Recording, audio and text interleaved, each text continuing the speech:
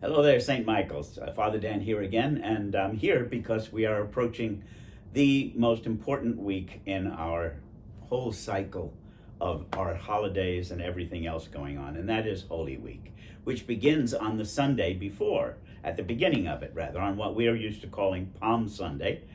And one thing about that one I do want to bring to your attention, especially, that's a normal Sunday, so we sort of know our schedule, except the 7:45 is not going to be at 7:45. It's going to be at 7:30. The first Mass on Sunday is at 7:30. Very important to realize that. That gives us room to be able to do everything we need to do without being too crowded with the 9:15, okay? And then, so otherwise the schedule is the same, okay? Our normal Sunday schedule. Saturday at 5, Sunday at 9:15, 11:15, and 5 in the evening. And of course, that's 7:31, a little bit earlier. Okay. Then as we go into the week, we have weekday masses here on Monday, Tuesday, and Wednesday at 12:15 on Monday and Tuesday and 8:30 in the morning on Wednesday. But there are a couple other things happening. Monday in the evening, for instance, you can go to the cathedral if you get there early enough and get a seat. Sometimes it really is full. We have the Chrism Mass. That's where the holy oils are blessed. And then we bring those back here to our parish and use them all for the next year. Okay, and it refreshes our stock of holy oils, okay? Then Tuesday and Wednesday, as I said, daily masses are the normal schedule, okay? Wednesday, however, in the evening, we have the Seder meal, which I like to lead, and hopefully we'll really have a good turnout for it. It includes prayer and a dinner. It is truly prayer and a dinner together. The whole meal is surrounded by prayer. And it's beautiful, and it's what Jesus would have celebrated with his disciples, okay, around the time of his crucifixion, okay? And then comes Thursday. Thursday is the beginning of one liturgy that starts on Thursday night and ends at the Easter Vigil. It's really one continuous liturgy, okay? And so on Thursday, all of the rules about the eating and that stuff, whether you fast and whether you abstain from fish, all of that is over starting on Thursday evening. Thursday, the only Mass that can happen is going to be the one in the evening. It's Thursday Mass of the Lord's Supper, okay? Maundy Thursday, it's sometimes called. And that one is at 7 p.m. in the evening, okay? And come join us. It's a little bit longer, but it's still a beautiful liturgy, focused mainly on the institution of the Eucharist by Jesus, okay? And it's very special. The big thing that is different in it is the washing of the feet.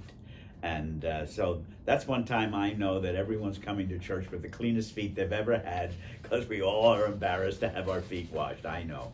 But anyway, it really is good. I have a cheat sheet, by the way, in case you're wondering, yes, because there's so many things, I don't want to leave anything out.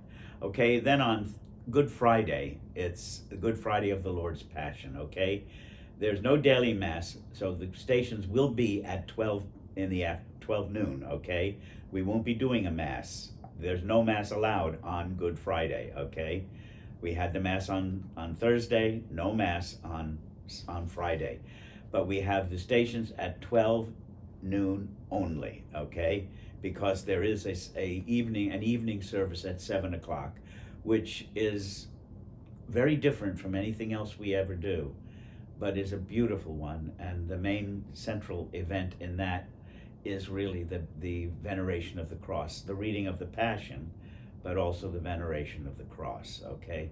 Which is always beautiful to watch. I love it. I really and truly love it. I particularly like watching children who watch their parents as they go up to venerate the cross, and they follow their parents' lead. And then we go into Saturday. And during these days, by the way, the restrictions on all of the rules and everything about Lent are even worse. So don't think that you're getting off anything on Holy Thursday, okay? Because we're supposed to take this whole Triduum as a time of prayer and fasting and almsgiving, okay? Particularly. And then it ends with the Easter Vigil at 8:30 in the evening. It's supposed to be at night when it's dark, okay?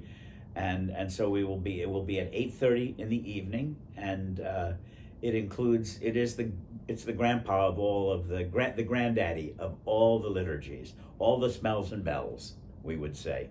Okay, I mean, it includes so much stuff.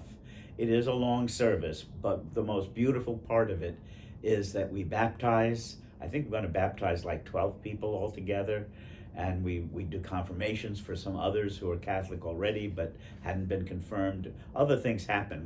There are all these sacraments, the sacraments of baptism, for communion, and confirmation, all the sacraments that bring us fully into the life of the church. Okay, and that starts at 8:30, and it will end usually. It takes about 2 hours. Okay, to be honest. So don't expect to come for a quickie Saturday evening mass, okay, at 8:30, okay? And then Easter Sunday. It's the one day of the year we know we'll get a full house at 6:28 in the morning, because that's the first mass. It's the sunrise mass at 6:28. And then the remainder of the mass schedule is normal Sunday, 9:15, 11:15, and 5 o'clock in the evening on Sunday, Easter Sunday, okay? I know that went a little longer than I usually do when I talk to you, but I wanted to make sure you heard all of this here, okay? Thanks so much, and may you have a truly, truly blessed Holy Week and Easter. God bless.